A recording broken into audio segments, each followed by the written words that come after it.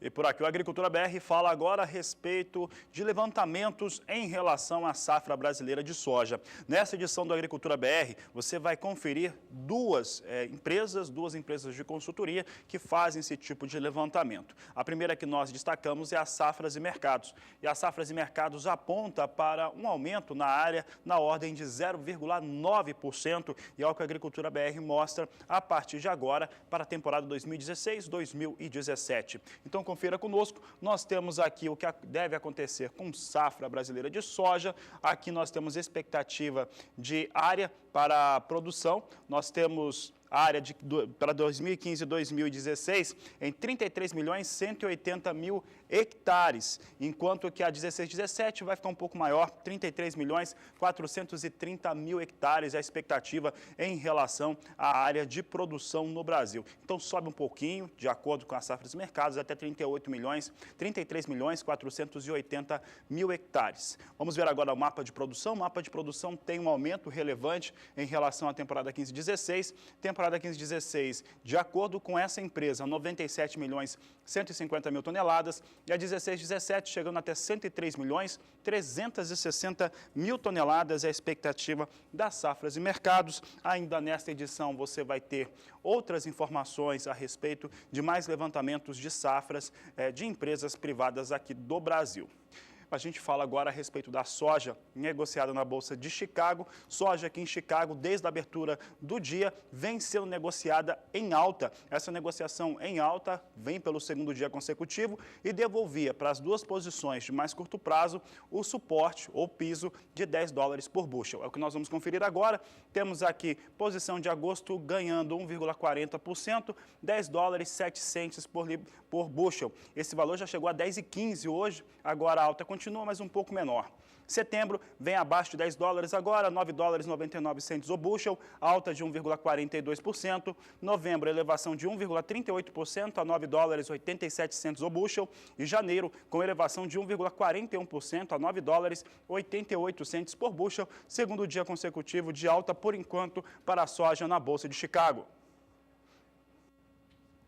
O destaque agora é para o clima nos Estados Unidos. O mercado internacional da soja está de olho do que acontece por lá, porque a nova temporada da oleaginosa já se encontra totalmente nos campos. A oscilação no preço da soja que a gente tem visto nos últimos dias tem tudo a ver com o clima lá nos Estados Unidos. Neste momento, até o país registra chuvas em áreas produtoras, mas é o calor intenso que preocupa os produtores e também influencia nos valores negociados na Bolsa de Chicago. Vamos falar agora com a Nadiara, da Somar Meteorologia, para saber como deve ficar o clima por lá nos próximos dias. Oi, Nadiara, boa tarde para você. Olá, boa tarde a todos que nos assistem. Para os próximos dias, a expectativa para aumento da chuva sobre os estados norte-americanos. Com isso, a umidade do solo deve aumentar um pouco em alguns estados e também o calor deve diminuir lentamente, mas ainda assim há previsão para altas temperaturas, principalmente durante a próxima semana, o que pode trazer certo estresse térmico para as plantas, especialmente aquelas lavouras de soja que estão na fase de floração. Para esses próximos 5 dias, a expectativa é de volumes mais significativos de água sobre todo o cinturão produtor de grãos.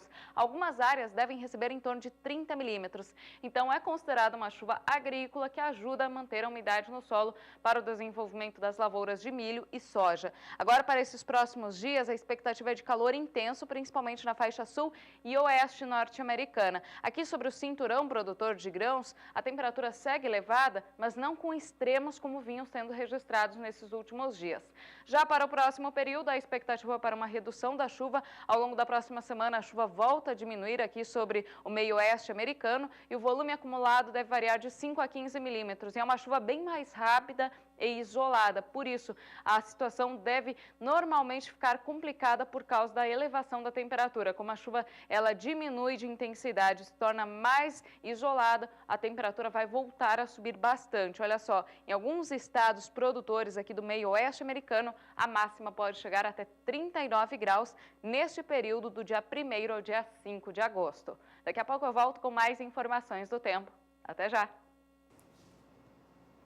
E por aqui o Agricultura BR destaca as informações para a moeda norte-americana. Vamos saber como é que vem operando o dólar comercial aqui no Brasil, determinante em relação aos valores de várias commodities. Ontem mesmo nós tínhamos uma situação muito mais favorável para a soja negociada no Porto. O Porto pagou melhor pela soja, até R$1 a mais, por conta das elevações na Bolsa de Chicago. Hoje nós temos um cenário um pouco melhor, porque por enquanto soja sobe na Bolsa norte-americana e o dólar vem subindo no Brasil. É o que nós vamos conferir agora, vamos saber como é que vem o dólar sendo negociado aqui no país. Dólar comercial, destaque de agora, você acompanha comigo. Temos o dólar agora em 3,29 mais 1, elevação de 0,61% para a moeda norte-americana, fator importante para os negócios com soja, principalmente. Nesse momento recuou um pouco, veio para 0,58% de alta, mas ainda mantém o piso de R$ 3,29.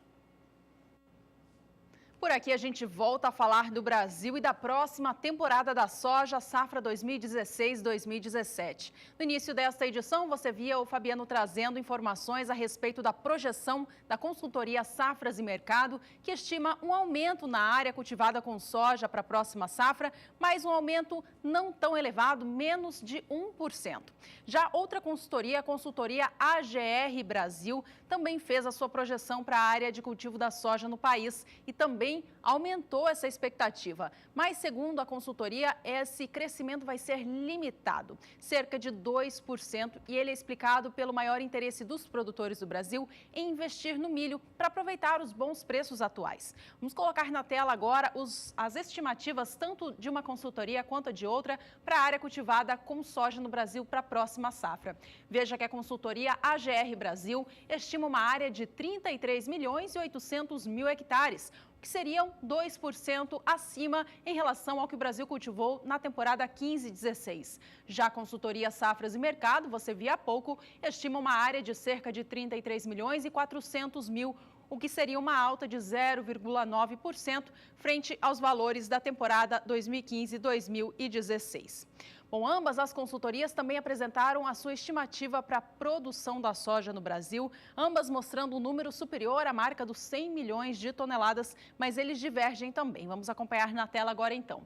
Veja comigo que a projeção da AGR Brasil é de uma safra média de 105 milhões de toneladas, mas que pode variar entre 98 milhões a até 108 milhões. Já a consultoria Safras e Mercado traz a sua projeção na marca dos 103.364.000 toneladas, que também seria superior à produção atual. De acordo com ambas as consultorias, esse desempenho vai depender totalmente do clima sobre as regiões produtoras do Brasil, é claro, e em especial sobre aquelas áreas que podem sofrer influência do fenômeno climático Laninha, que está previsto para chegar no Brasil ainda neste ano.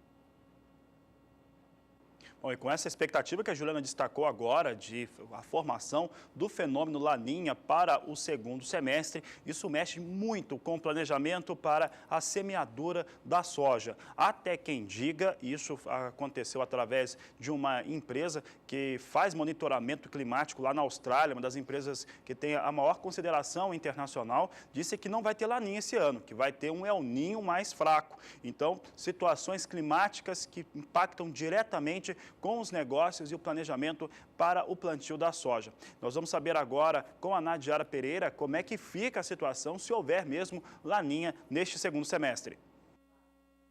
Por enquanto, os modelos meteorológicos mostram a formação de um fenômeno Laninha de fraca intensidade durante a próxima primavera. O pico da Laninha deve ocorrer entre os meses de outubro e novembro. Mesmo sendo um fenômeno de fraca intensidade, teremos um desvio negativo da temperatura do Oceano Pacífico. E isso já causa uma mudança na circulação do vento e teremos sim uma influência no clima aqui no Brasil. Só que essa influência do clima deve ser maior durante o verão aqui sobre as áreas produtoras de de soja do Brasil. Durante a primavera, a época do plantio da soja, a situação vai ficar um pouco complicada para algumas áreas do interior do país, porque a chuva deve demorar um pouco para se firmar. Eu trouxe aqui o que os modelos indicam para os próximos meses, tanto da primavera como do verão, quanto a distribuição de chuva. Então, para o mês de setembro, que já é um mês normal, que as chuvas comecem a retornar para o interior do Brasil, a gente observa que deve voltar a chover de forma mais intensa nestas áreas em verde, aqui entre o sul, partes do sudeste e também até o sul de Mato Grosso do Sul,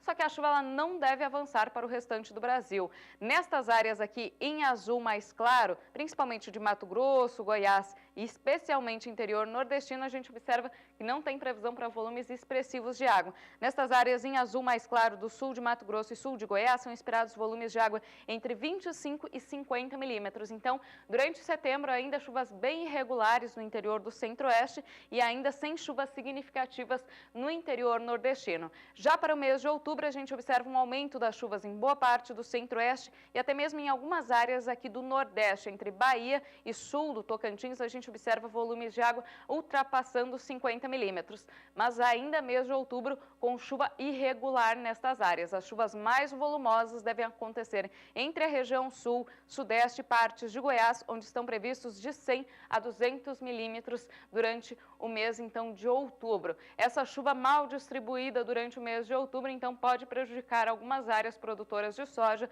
principalmente aqui da região de Mato Grosso e também do Mato Piba. A partir do mês de novembro, a chuva vem com bem mais intensidade no interior do Brasil. Aí sim, a chuva se firma sobre as principais áreas produtoras de soja. A gente observa todo o centro-oeste, o sudeste e boa parte da região produtora do Mato Piba com volumes de água que devem ultrapassar 100 milímetros. Essa área verde no mapa significa que deve ter mais de 100 milímetros ao longo do mês de novembro e nas áreas em amarelo pode chover em torno de 200 milímetros no decorrer do mês. E a expectativa é que para o verão as influências do fenômeno Laninha sejam mais sentidas. Por isso, deve chover mais, especialmente na metade norte do Brasil, e as chuvas devem diminuir na região sul. Ao longo do mês de dezembro, a gente já pode observar isso. Chuvas muito volumosas na região do Mato Piba e partes aqui mais ao norte do sudeste e também do centro-oeste. Então, deve chover bem nas áreas produtoras de soja do Mato Piba, Mato Grosso, Goiás e até mesmo de Minas Gerais.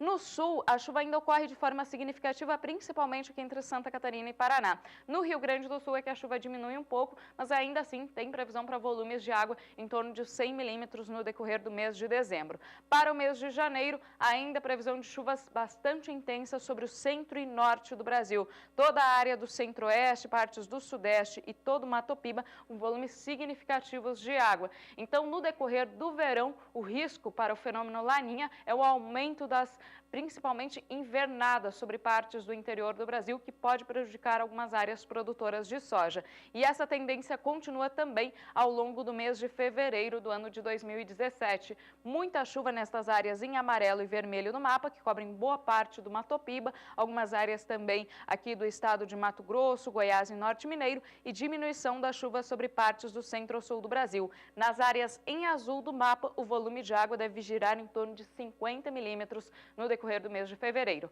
Por enquanto, essa é uma tendência aí que os modelos estão indicando em decorrência da atuação do fenômeno Laninha, que por enquanto a gente ainda tem uma expectativa de fraca intensidade para os próximos meses. A gente vai continuar monitorando, principalmente para verificar esses efeitos durante o verão, que deve ser a estação aí mais atingida pelo fenômeno. Daqui a pouco eu volto com mais informações do tempo. Até já!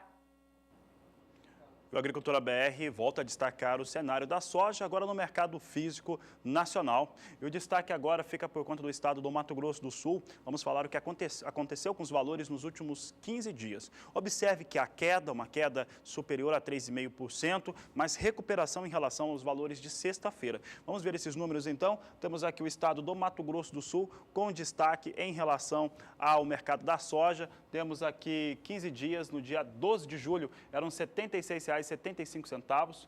Um dia depois, nós tínhamos R$ 79,50, o valor de pico nesse período analisado. No dia 15, chegava a R$ 76,75. Desde quarta-feira até o dia de hoje, nós tínhamos R$ 72,75. Mas nesse dia 27, quarta-feira, uma semana depois, veio para R$ 74. Então, aqui nós temos uma queda de valores de 3,58%, enquanto que, se comparado à sexta-feira, aí sim tem uma valorização. Valorização em relação à sexta-feira, valorização de pelo menos R$ 1,50, mostrando realmente que tanto os pregões de Chicago desta última terça-feira e desta quarta-feira contribuíram para uma recuperação para os valores do mercado físico brasileiro.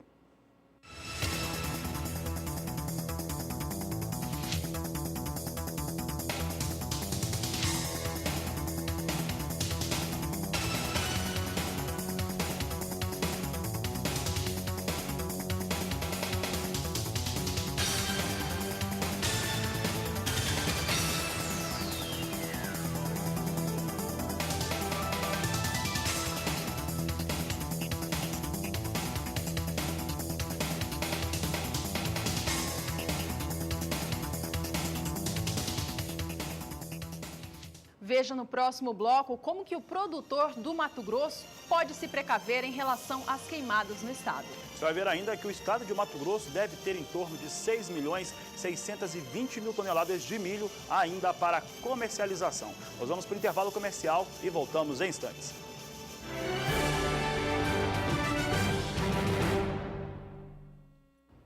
O município de Sorriso, no estado do Mato Grosso, tem enfrentado queimadas que atacam as lavouras de milho e acabam desestruturando o solo das propriedades rurais.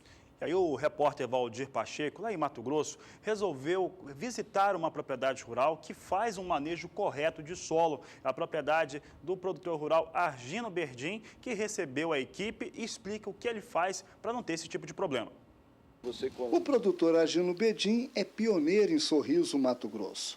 Há quase 2 décadas vem trabalhando com o manejo adequado do solo para obter o máximo de produtividade. Seu Argino se conscientizou que a cobertura do solo é indispensável para o sucesso do plantio direto. O trabalho é dividido com seu filho Ivan, formado em agronomia, responsável da porteira para dentro. Recentemente, foram surpreendidos por um sinistro durante a colheita do milho safrinha. Uma fagulha da colheitadeira na palha seca, o fogo ficou incontrolável e, consequentemente, desestruturou o solo. Dá para dizer que é uma estrutura boa já de palhada, né? Ao longo de 10 anos, soja e milho aí, nós sabemos que não é o sistema ideal ainda, se tratando de plantio direto, porque não é. Que precisamos envolver rotação nesse processo, mas é um sistema viável para nós aqui e tem dado bastante resultado positivo em relação à formação de palhada e equilíbrio um pouco do solo em relação à produtividade e micro-organismos, né, que você consegue desenvolver e que ajudam a manter essas produtividades em patamares estáveis, né? O produtor ainda está estudando que procedimento tomar, se revolve o solo ou planta soja direto e forma a cobertura verde na sequência para recuperar a palhada. A princípio não vamos revolver em nada o solo, vamos fazer o plantio da soja, viabilizando um pouco mais a questão de tratamento de semente com a parte biológica, inoculação muito bem feita. E nós sabemos que perdemos uma palhada, que seria uma ferramenta fantástica para que esses micro-organismos se estabeleçam na área, mas enfim, nós vamos procurar plantar num momento melhor, onde esses micro-organismos que nós vamos usar consigam se estabelecer. É lógico que não vai recuperar em nada o que estava sendo feito, porque o equilíbrio foi deslocado com o fogo, né? Estamos aqui na Embrapa AgroSilvio Pastoril de Sinop para o pesquisador Anderson Ferreira, que é especialista em micro-organismo do solo, analisar as imagens do produtor Ivan Berdim de Sorriso. Quando a gente vê esse tipo de imagem, é um cenário catastrófico, né? Então, o primeiro impacto, além do visual aí, que é terrível, uma perda muito grande para o produtor, para a questão ambiental também. Quando a gente vai para a questão do solo especificamente, nós temos grandes mudanças aí. Do ponto de vista microbiano, por exemplo, você tem uma temperatura elevadíssima nessa superfície, ela transloca até uma parte mais baixa desse solo, vai indo no perfil.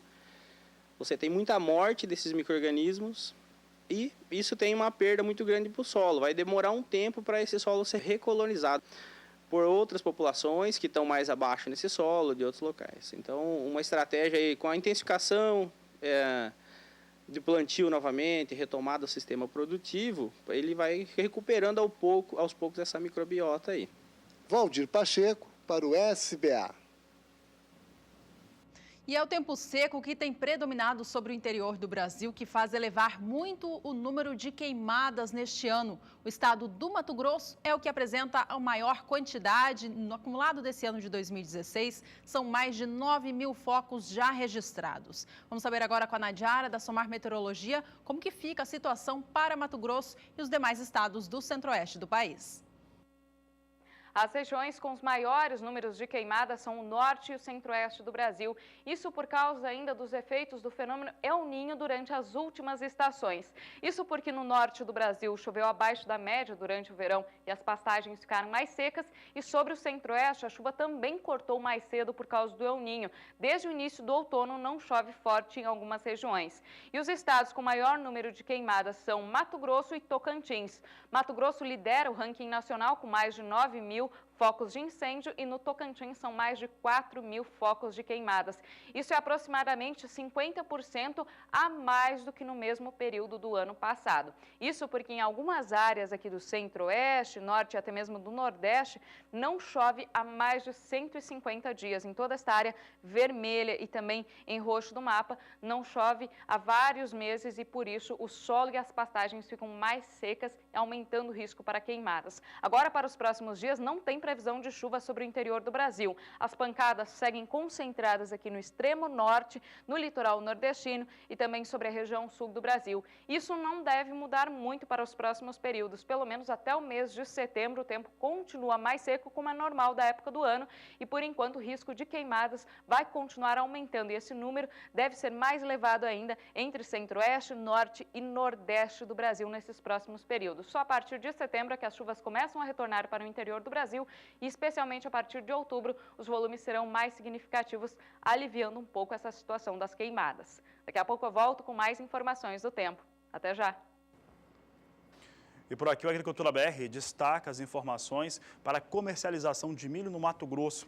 E de acordo com o Instituto Mato Grossense de Economia Agrícola, o estado do Mato Grosso já comercializou 68,93% de toda aquilo de milho que deve produzir na temporada 2015-2016, algo pouco acima da casa de 20 milhões de toneladas. Com isso, os mato-grossenses devem ter ainda para comercializar pelo menos 6 milhões e 600 mil toneladas. É o que nós vamos acompanhar a partir de agora, ver a realidade de comercialização de milho em Mato Grosso. Então você acompanha conosco o que acontece por lá, temporada 14-15.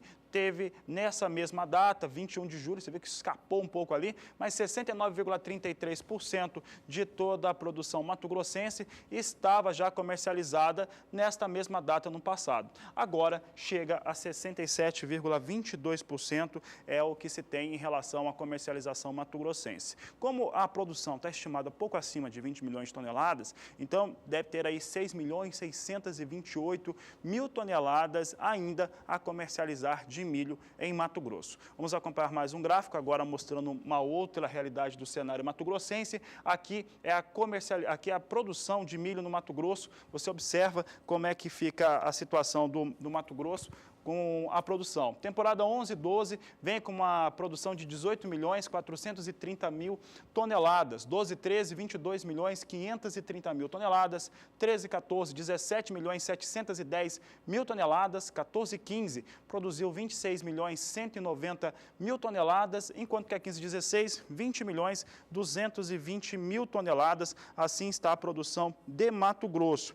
Outro dado interessante em relação à produtividade. Produtividade de Mato Grosso Grossense, ela caiu demais na temporada 15-16. Você vê o resultado de produção, 6 milhões de toneladas abaixo daquilo que acontecia na temporada passada. Isso aconteceu principalmente por conta da seca. Tanto o atraso que teve por conta da soja, que não pôde ser semeada no período ideal, e depois a seca que atingiu mesmo as lavouras de milho em segunda safra em Mato Grosso. Vamos ver agora a produtividade. A queda é bastante forte em Mato Grosso. Nós temos aqui uma situação bem ruim em relação à produtividade no estado de Mato Grosso. Enquanto que na temporada 11-12 teve uma produtividade de 103,7 sacas por hectare, 12-13 caiu para 101,5. 13-14 era pior até então, 91,6, 14-15, 108,6 e a 15-16, 79,4 sacas por hectare. Portanto, uma queda bastante brusca. Agora, o que chama atenção em relação à comercialização de milho em Mato Grosso fica por conta da situação de se ter um aumento nos valores. Os valores aumentaram nos últimos períodos e isso traz numa circunstância de colheita para o Mato Grosso. Normalmente, colheita representa preços mais baixos. Neste momento, em todo o Brasil, é uma situação diferente. Os preços estão mais elevados e ainda há muito milho para comercializar.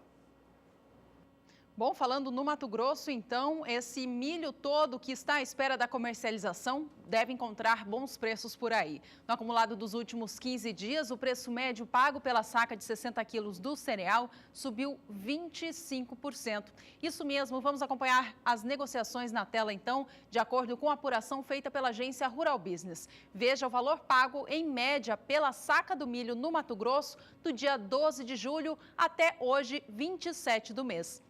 Veja que no dia 12, o valor médio da saca era de R$ 28,00. No dia 15, já subia para casa dos R$ 30,00, fechando o dia R$ 30,50. No dia 18 de julho, já eram R$ 31,50. No dia 20, R$ 34,00 a saca. No dia 25, segunda-feira desta semana, a semana começava com um novo valor pago pelo milho no Mato Grosso, R$ 34,50. E na data de hoje, por volta das 10 horas pelo horário de Brasília, R$ 35,00 era a cotação média paga pela saca do milho no estado mato-grossense. Eu lembro para você que esta cotação toma como base o preço mínimo e máximo pago no dia ao produtor e daí se faz uma média, portanto, são os valores que temos aí na tela. No acumulado destes últimos 15 dias, veja só, apenas 15 dias, o preço da saca no Mato Grosso subiu 25%.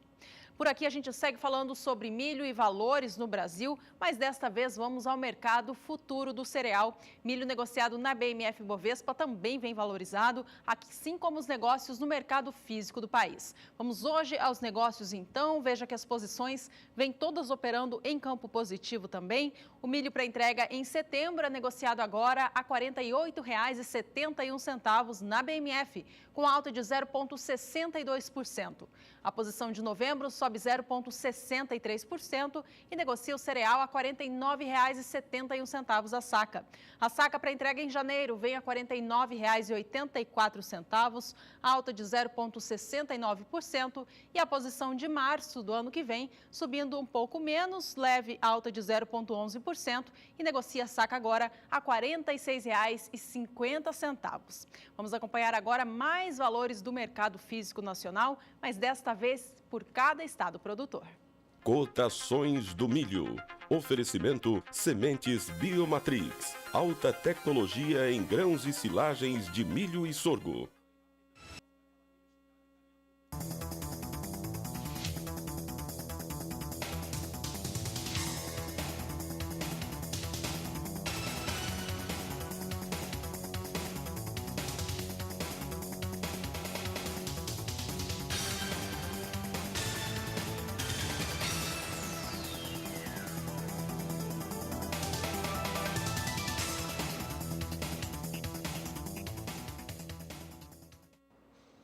Milho no cenário internacional, destaque do Agricultura BR, milho nos Estados Unidos, que vem abaixo de $4 já há alguns períodos, que nós não vemos milho sendo negociado acima dessa situação. Por lá, de acordo com o último relatório de acompanhamento de lavouras, apresentado na última segunda-feira, não houve alteração. As áreas em boas e excelentes condições seguem em 76%. São outros elementos hoje que acabam influenciando um pouco mais os negócios com milho nos Estados Unidos.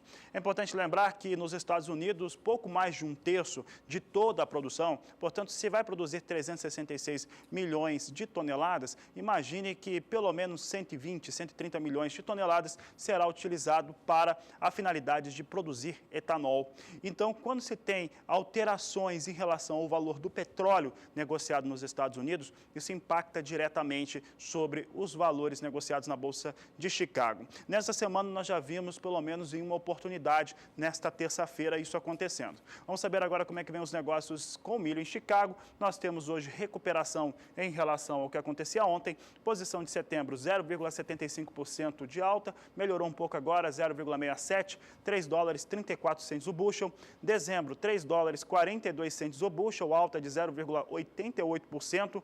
Março de 2017, $3,51 o bushel, elevação de 0,57%. Maio de 2017, 0,49%, $3,56 por bushel. Assim vem os negócios com milho em Chicago, recuperação em relação às perdas que foram apresentadas nesta última terça-feira. E o Agricultura BR vai para mais um rápido intervalo. No próximo bloco, o assunto é café. Você vai ver que o clima continua prejudicando os cafezais e já afeta a futura safra do grão. Você vai ver no quadro Agroações de hoje como uma empresa importante de produção de celulose tem se comportado em relação às ações negociadas na Bolsa de São Paulo. Nós vamos para o intervalo comercial e voltamos em instantes.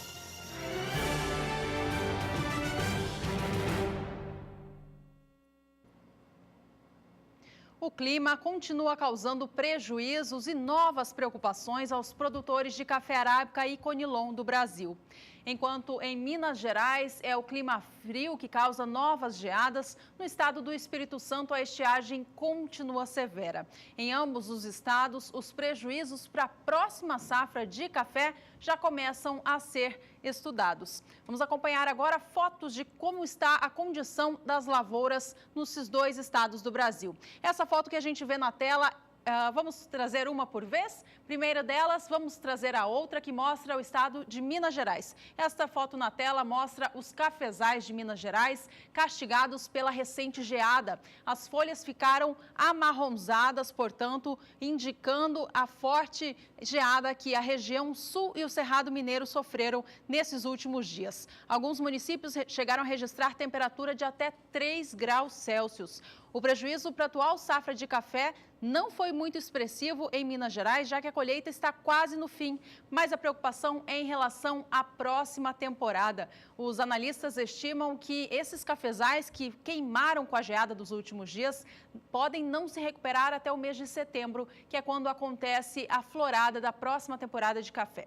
Já no estado do Espírito Santo, a situação é completamente contrária, é a seca que castiga os cafezais. Veja que por lá o capixaba já colheu totalmente a sua safra de conilon, que mais uma vez teve uma quebra em relação à quantidade e à qualidade dos grãos. A expectativa dos produtores é de uma safra futura de perda igual ou até pior do que a registrada no ciclo atual. A condição das floradas hoje em dia está pior do que o visto nessa mesma época da safra passada, o que já é um indicativo de redução no volume a ser produzido. Ainda falando sobre o estado capixaba, aqueles produtores que decidiram podar os seus cafezais só vão conseguir ter uma produção daqui a 2 anos. E aqueles que fizeram a poda devem amargar novos prejuízos. Bom, e no Sudeste, esses produtores sofreram todos os tipos de problema. Como a Juliana destacava agora, se no Espírito Santo, na produção de café conilon, foi a seca, no sul de Minas Gerais, foi a geada. Ambas as condições trazendo uma situação de preocupação para a próxima temporada. E exatamente sobre este assunto que a Nadiara Pereira conversa aqui agora com o produtor rural, principalmente com o cafeicultor, e fala quais são as expectativas em relação ao tempo.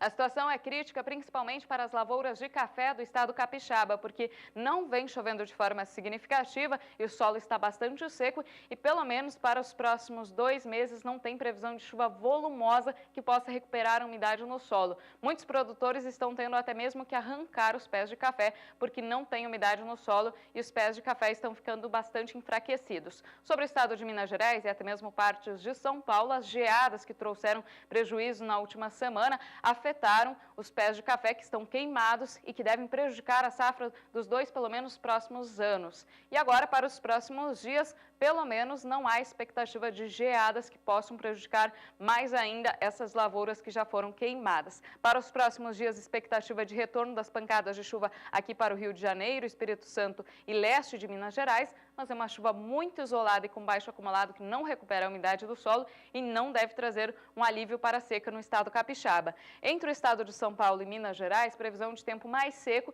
e temperaturas baixas. As mínimas devem chegar em torno de 8 graus aqui no sul de Minas, 9 graus no sul de São Paulo, mas é uma temperatura que, apesar de ser baixa, não traz risco para a formação de geadas. Durante o próximo período, que vai até o dia 5 de agosto, não tem previsão de chuva em nenhuma área aqui do sudeste, chuva significativa que possa recuperar a umidade do solo, então não está prevista para esses próximos 10 dias. A temperatura ela vai continuar um pouco mais baixa, tanto em Minas Gerais como no estado de São Paulo, mas mais uma vez sem risco para geadas. E durante o período do dia 6 ao dia 10 de agosto, vai voltar a chover em algumas áreas de São Paulo de forma mais significativa e entre o sul de Minas Gerais e sul do Rio de Janeiro. Nas demais áreas, tempo muito seco e temperaturas mais amenas. Por enquanto, até o dia 10 agora do mês de agosto, não tem risco de geada em áreas produtoras. No decorrer do mês de agosto, há previsão para uma nova onda de frio que deve atingir o sudeste do Brasil. Por enquanto, os modelos não indicam risco de geada para as áreas produtoras, mas a gente vai continuar monitorando e trazendo as informações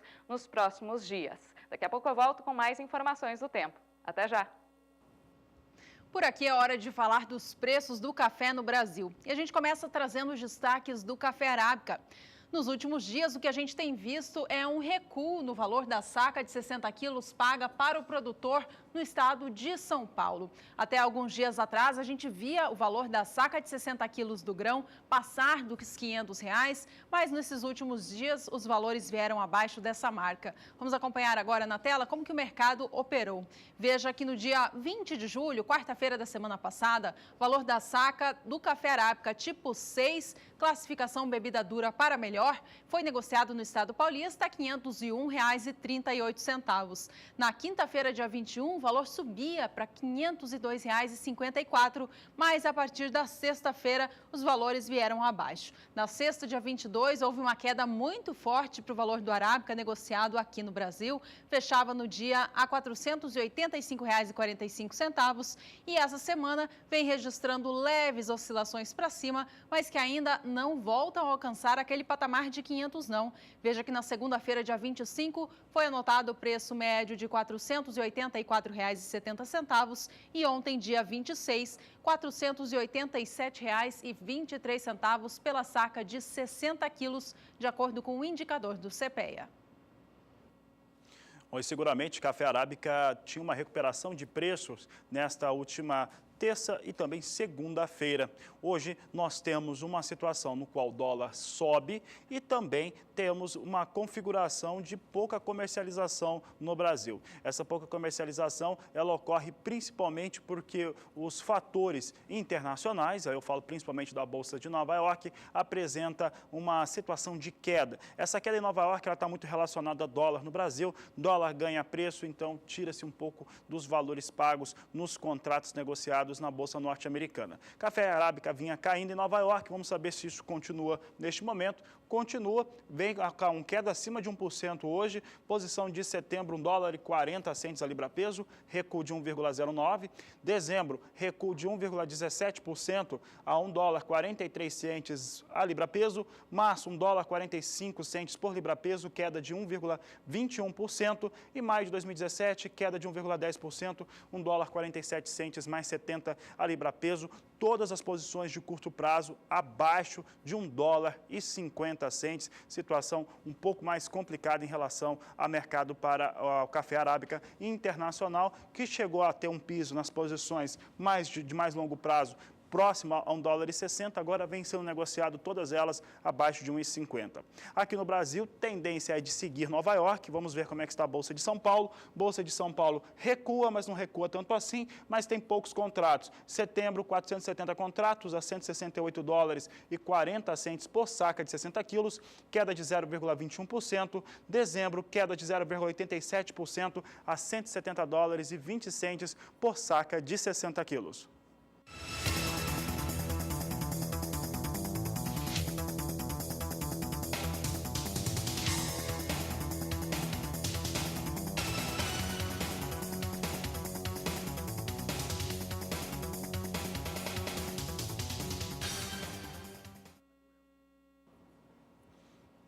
E hoje temos café arábica recuando, então, no mercado futuro, internacional, em Nova York e também no Brasil. Vamos saber agora como é que está o café robusta, referência para o café Conilon. Ele é negociado na Bolsa de Londres e vem com alta. Os últimos períodos vem apresentando altas muito fortes até para o café robusta, que vem sendo negociado com piso já de $1.800 a tonelada. Vamos saber como é que vem a situação. Vem em queda, mas mantém o piso de 1.800. Posição de setembro vem com $1.805 a tonelada, queda de 0,33%. Novembro, recuo de 0,43%, $1.826 por tonelada. E janeiro de 2017, queda de 0,32% a $1.845 por tonelada. Essa é a situação hoje, queda para o café robusta, mas ainda assim mantendo bons valores na Bolsa de Londres.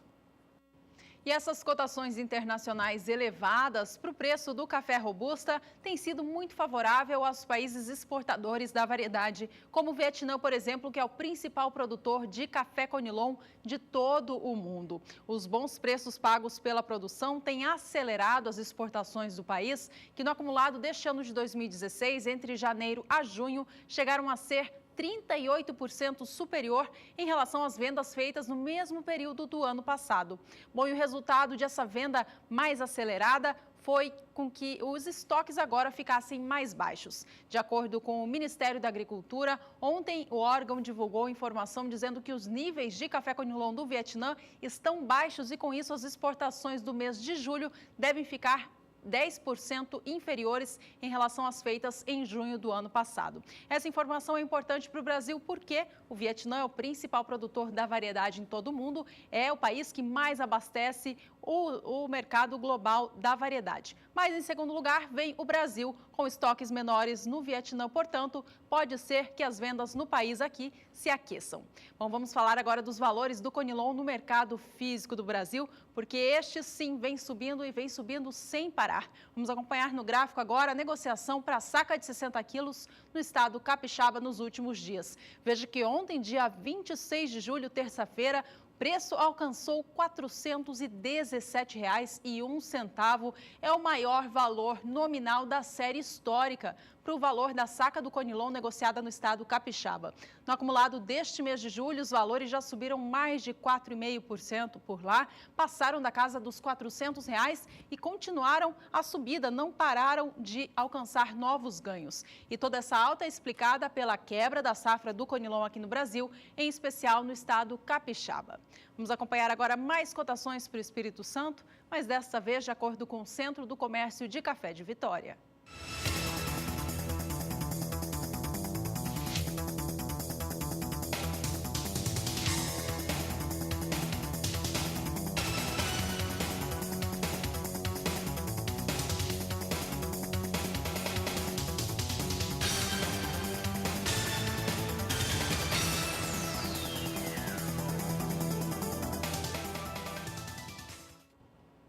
No próximo bloco, o assunto é feijão. Você vai ver que a boa rentabilidade da cultura hoje em dia no Brasil deve indicar aumento na área plantada na próxima safra.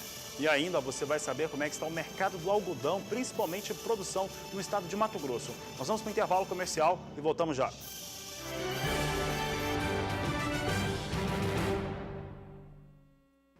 A Agricultura BR está de volta e para falar agora a respeito do feijão, que tem sido um assunto muito polêmico no Brasil nos últimos dias. As safras de feijão do país na atual temporada sofreram perda na quantidade por conta da estiagem. Isso fez os valores se elevarem lá para cima. E essa boa rentabilidade do feijão para o produtor rural deve impactar na área cultivada com o grão na próxima temporada. Pensando nisso, a consultoria Safras e Mercado fez a sua nova estimativa para plantação de feijão na temporada 16-17, mostrando, portanto, esse aumento no interesse do plantio e também deve mostrar um aumento na rentabilidade. As lavouras devem apresentar uma recuperação, o que deve indicar, portanto, uma oferta maior de grão no país. Vamos acompanhar na tela agora estas estimativas. Você de casa, veja comigo então os números apresentados pela consultoria Safras e Mercado a respeito da atual temporada 15-16 e a 16-17. A gente toma como base aqui a primeira safra de feijão no Brasil,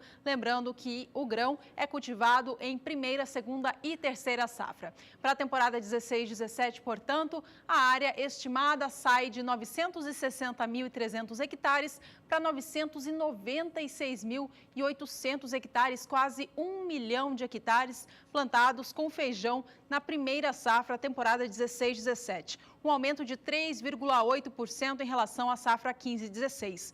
Vamos agora para o quadro onde diz produtividade, que mostra o quanto que a lavoura rende de feijão por hectare. Na safra atual, 15-16, o rendimento ficou em 20,73 sacas e agora para a temporada 16-17, a estimativa é de uma melhora na qualidade das lavouras, indicando uma produtividade de 21,60 sacas por hectare, um aumento, portanto, de 4,1% no rendimento no campo. Com isso, uma área maior, incentivada pelo melhor pagamento, pela melhor rentabilidade do produtor e uma produtividade também mais elevada, a produção deve subir em 8,2%, saindo de 1.194.000 toneladas para 1.292.000. Essas informações são da consultoria Safras e Mercado. Por aqui, vamos conferir então como estão as cotações do feijão em um dos principais estados produtores. Veja os valores no Paraná.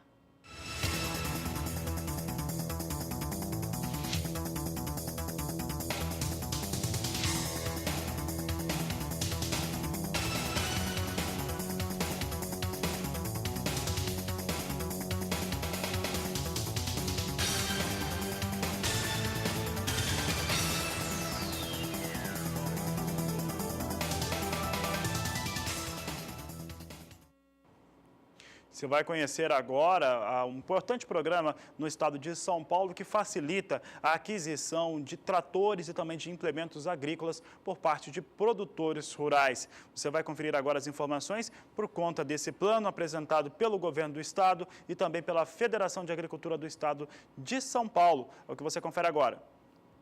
São mais de 57 milhões de reais para pagar os juros dos tratores adquiridos pelos produtores paulistas pelo programa Protrator. Dentro do teto de R$200 mil de financiamento, o agricultor pode adquirir qualquer tipo de implemento agropecuário por meio do Proimplemento. Podem ser comprados, além dos itens acopláveis ao trator, colhedora ou colhedeira já previstos antes, bens automotrizes, autopropelidos e estacionários, inclusive para preparo, secagem e beneficiamento. Os juros continuam a ser pagos pelo governo do estado, que para o ciclo agrícola 2016-2017 aportou quase R$8 milhões para essa subvenção.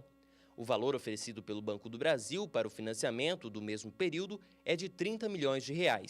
O governo do estado garantiu a verba de subvenção dos juros do programa Protrator, disponibilizando R$ 57.185.557 para pagar o prêmio dos veículos adquiridos pelos produtores para o ciclo 16-17. Para o financiamento, o Banco do Brasil disponibilizou R$ 130 milhões. A nova resolução para o Protrator também atualizou os preços dos veículos que não eram reajustados desde 2014. O aumento foi de 10%. Gustavo D'Angelo para o SBA. Vamos falar agora um pouquinho a respeito da safra de algodão aqui no Brasil, que segue sendo colhida. No estado do Mato Grosso, os trabalhos avançam e já alcançam agora cerca de 25% de toda a área plantada. As informações foram divulgadas pelo IMEA, o Instituto Mato Grossense de Economia Agropecuária. Este volume de área colhida já mostra um avanço nos trabalhos em relação ao mesmo período do ano passado. Vamos acompanhar agora especificamente como está a colheita em cada uma das principais regiões regiões produtoras. Vamos lá então. Veja comigo que a região sudeste do Mato Grosso é a que tem a maior área cultivada com algodão, de 231 mil hectares. E por lá, até o dia 21 de julho, 26,4% das lavouras já haviam sido colhidas. A região oeste é a que está em segundo lugar. Na área de cultivo, são 201 mil hectares, que até o dia 21 deste mês já contava com 17,5% do algodão fora dos campos. E a região médio-norte tem 110.900 hectares semeados com algodão e já soma 31,6% de área colhida. Bom, quanto à produtividade das lavouras, o que tem sido observado é uma diferença muito grande em relação ao que tem sido colhido. Lavouras apresentando rendimentos muito baixos e outras mais elevados. E essa diferença toda acontece por conta da estiagem que castigou o estado do Mato Grosso, mas em especial algumas regiões específicas como o Nordeste e o Norte do estado. Por lá, o rendimento médio das lavouras de algodão está variando entre 150 a até 280 arrobas de pluma de algodão por hectare. Vamos acompanhar agora então como que estão as cotações da pluma por lá. Veja.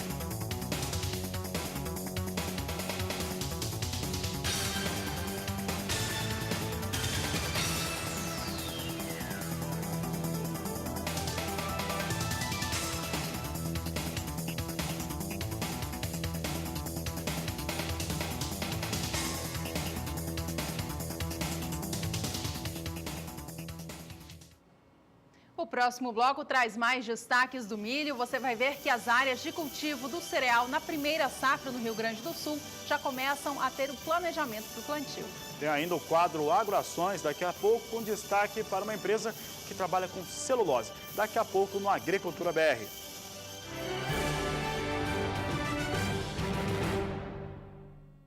Produtores gaúchos já estão começando a fazer o planejamento para plantar o milho da nova temporada. Você vai saber agora como é que isso está acontecendo no Rio Grande do Sul na reportagem de Viviane Lara. Com as normas definidas para o custeio, os produtores começam a fazer os pedidos de sementes e insumos para a próxima safra de milho. Os preços elevados trazem uma certa euforia aos agricultores, que vislumbram a possibilidade de ganhar com o cereal, que continua com grandes demandas e baixa oferta. Com as condições de umidade do solo favoráveis, praticamente se concluiu a implantação do trigo. O desenvolvimento da cultura se apresenta de forma bastante diversa, dependendo da região e das condições climáticas na época de semeadura. Os agricultores estão sendo orientados a fazer o monitoramento da lavoura em função do controle fitossanitário e da presença de pulgões nas lavouras de trigo e aveia. As lavouras com cevada prejudicadas pela queda de granizo ocorridas recentemente não serão replantadas e continuarão seu ciclo normal, acreditando-se na sua recuperação parcial e na boa condução tecnológica do empreendimento. Viviane Lara para o SBA.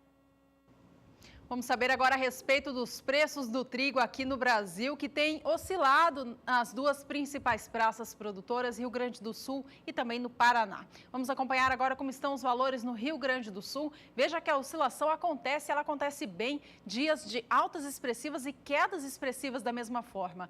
No estado gaúcho, na data de ontem, 26 de julho, o preço da tonelada do trigo brando fechou a R$ 802,42, uma queda brusca em relação relação ao fechamento da segunda, dia 25, quando o valor passava de R$ 816. No acumulado deste mês de julho, os valores oscilaram bastante por lá e, de acordo com o CPEA, essa oscilação acontece de acordo com a relação de oferta e demanda no próprio estado. Vamos agora saber como estão os valores no Paraná para o trigo, pão ou melhorador. Ao contrário do que aconteceu no estado gaúcho, ontem foi um dia de alta expressiva, levando o valor da tonelada para os R$ 901,78. Por lá, os valores também vêm oscilando neste mês de julho, de acordo com o trigo que está disponível e a procura por parte dos moinhos. O assunto segue sendo trigo aqui no Agricultura BR. Agora, cenário internacional. Vamos saber como vem a operação do trigo lá na Bolsa de Chicago. Trigo que, mais uma vez, ganha nesta quarta-feira. Depois de uma terça-feira no qual apresentou ganhos, há poucos minutos vinha mais uma vez em alta. E é o que a Agricultura BR mostra agora. Vamos saber como é que está essa operação. Trigo no cenário internacional, setembro com alta de 0,30%, $4,16 o bushel. Dezembro com elevação de 0,16%, $4,42 o bushel. Março praticamente na estabilidade, elevação de 0,05% a $4,69 mais 50 por bushel.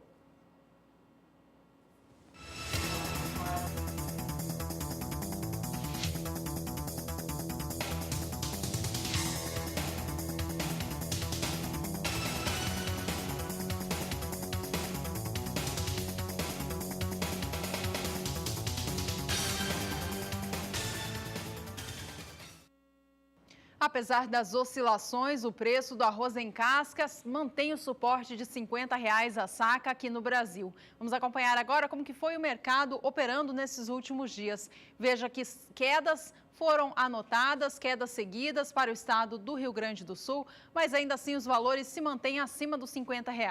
Ontem, 26 de julho, o preço da saca fechou o dia a R$ 50,41, mais um recuo em relação ao dia anterior. Mas no acumulado deste mês, os valores vêm em alta por lá, ou seja, estão mais altos em relação ao fechamento do mês de junho. Só para a gente relembrar aqui, um estudo do IRGA, o Instituto Rio Grandense do Arroz, indicava que o custo de produção do arroz para o produtor gaúcho era de R$ 44,77 a saca. Ou seja, este era o valor que ele precisava desembolsar para fazer a sua produção acontecer.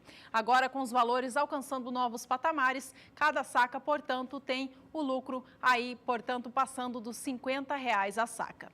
Vamos acompanhar agora mais cotações do grão.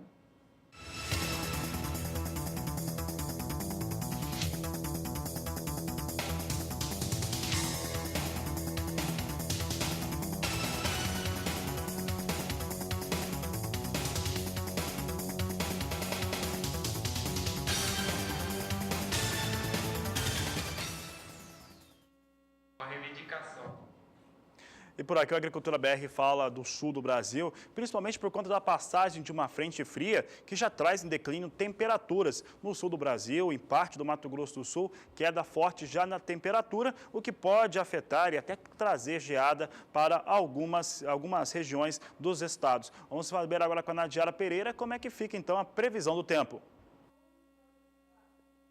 No sul do Brasil, uma frente fria passou durante a última terça-feira e trouxe chuvas mais generalizadas para o Rio Grande do Sul, garantindo boas condições de umidade no solo para o desenvolvimento da safra de inverno.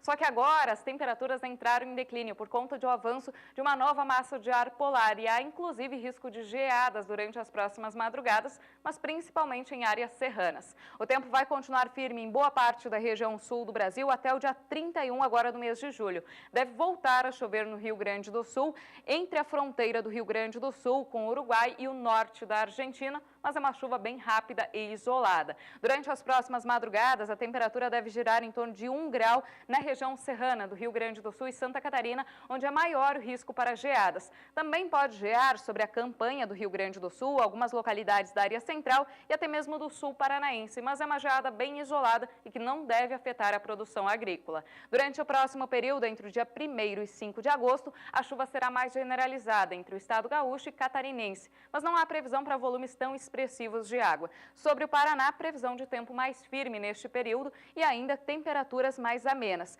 Neste período, a temperatura não cai tanto a ponto de provocar geadas. As mínimas mais baixas ficam em torno de 10 graus, especialmente nas regiões mais ao sul de Santa Catarina. E no período que vai do dia 6 ao dia 10 de agosto, a chuva retorna de forma mais generalizada. Teremos volumes girando em torno de 30 milímetros entre o norte gaúcho e o interior paranaense. Essa chuva garante boas condições de umidade para o desenvolvimento, especialmente das lavouras de trigo. Durante as madrugadas, o frio volta a ganhar intensidade, principalmente no Rio Grande do Sul. Mas, por enquanto, até o dia 10 de agosto, não há previsão de geadas fortes a ponto de prejudicar a produtividade agrícola. Hoje eu encerro por aqui minha participação, mas amanhã eu volto com mais previsão do tempo na Agricultura BR. Até lá!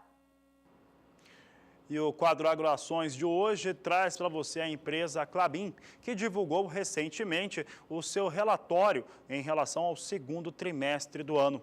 E essa empresa, que é uma das maiores produtoras e exportadoras de papel do mundo, trouxe que pelo 20º trimestre consecutivo conseguiu resultado positivo para o trimestre. No caso, o segundo trimestre do ano de 2016, com registro de 538 milhões de reais no chamado registro EBITDA, que é aquele que é antes da depreciação, é antes dos impostos e também tudo aquilo que acaba afetando o rendimento da empresa. Então, teve um rendimento de 538 milhões de reais, de acordo com o que a empresa apresentou, 37% acima daquilo que acontecia no segundo trimestre do ano de 2015. Você confere comigo agora, então, como é que ficaram esses números aqui? Você tem aqui o segundo trimestre de 2015, 338 milhões de reais e agora 200 milhões de reais acima, 538 milhões de reais com EBITDA, lucro antes de juros, impostos, depreciação e amortização. A receita líquida, incluindo madeira, teve aumento de 27% no segundo semestre, comparado ao mesmo período, e alcançou, olha só, 1.699 milhões de reais. E aí o Agricultura BR quis saber como é que estão as ações negociadas no acumulado dos últimos 30, 40 dias, e é o que você acompanha conosco agora. Nós temos aqui que no dia 1º de junho o valor era de R$ 18,15, caiu no dia 15 do mês passado para R$ 16,18, recuou no dia 30 para R$ 15,27. Em julho inicia a recuperação, tinha R$ 15,87 no dia 15, neste dia 27 vinha para R$ 16,60. Vamos saber agora como é que estão as negociações ao vivo para as ações da Klabin, é o que você acompanha no Agricultura BR. Klabin, que é negociado sobre a sigla KLBN 11, de R$ 16,51 neste momento. A alta é de 0,36% para esta empresa. Quando o assunto é escoamento da safra de grãos no Brasil, o principal modal utilizado é o rodoviário. O estado do Mato Grosso enfrenta os preços mais caros para fazer o transporte destes grãos. Quem tem mais informações é o repórter Valdir Pacheco. Diante dos problemas estruturais do Brasil, o custo de escoamento da produção interna é superior, em média, 83%, se comparado ao dos Estados Unidos e 94% da Argentina. O modal de transporte mais utilizado no Brasil é o rodoviário, mais caro 67% que o ferroviário e mais ainda que o hidroviário. O alto custo com o modal rodoviário acaba tendo reflexos negativos nos preços recebidos pelos produtores rurais, principalmente aqueles que estão aqui no norte do Mato Grosso, distante dos portos de exportação. Para se ter uma ideia dessa realidade, o empresário Tadeu Pazini possui uma frota de caminhões que transportavam diariamente óleo vegetal de soja, de Sorriso até os portos distantes, em média 2.000 quilômetros. Somente com combustível, gastava mais de 60% do valor que recebia com frete. Hoje inviabilizou, né? O preço do combustível mesmo e o pedágio inviabilizou levar a Paranaguá o óleo vegetal. Então, estão destinando para o estado do Goiás, mesmo dentro do estado, por não compensar mais, não está compensando mais o frete com as despesas, não fecha a conta. Com o alto custo no transporte rodoviário, não está compensando transportar óleo vegetal até os portos, e sim farelo de soja. Ele sai daqui da região e vai a Paranaguá. Paranaguá sai exportado aí por esses países de fora aí, que sai daqui da região mesmo, o farelo, que tira o óleo e aí sai o farelo para a Noruega e para o Canadá. Valdir Pacheco para o SBA. Chegamos ao finzinho da edição do Agricultura BR desta quarta. Vamos acompanhar agora mais um pouco do que acontece com a soja negociada na Bolsa de Chicago. Vamos até lá porque os valores hoje vêm em alta. Boa recuperação para a soja na Bolsa Internacional. Posição de agosto e setembro já recuperam o patamar de 10 dólares por bushel. Agosto sobe agora 1,73% e negocia a soja 10 dólares 10 centes mais 75 por bushel. A posição de setembro vem a 10 dólares 2 centes mais 25, com alta de 1,75%. Novembro deste ano sobe 1,61% e não recuperou ainda o suporte de 10, mas vem em alta a 9 dólares 89 centes mais 50 e posição de janeiro de 2017 subindo um pouco mais de 1,5% agora e negociando a soja a 9 dólares 89 centes mais 75 por bushel. E essa alta que a gente vê acontecendo na Bolsa de Chicago hoje já reflete nos preços aqui no Brasil.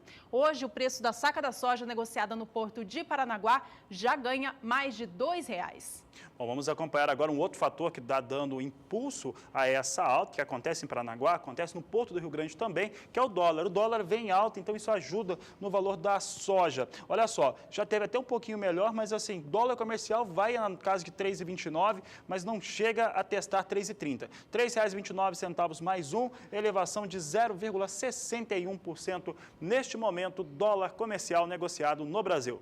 E esta edição do Agricultura BR termina aqui e hoje com um encerramento especial em agradecimento a Gabriel Gomes, coordenador do programa.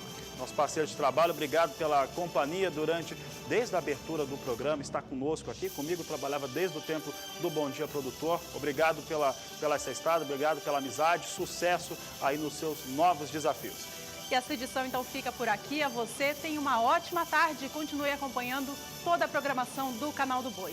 Este é o Agricultura BR. A inteligência e a transparência do agronegócio sempre com você. A todos uma ótima tarde e até mais.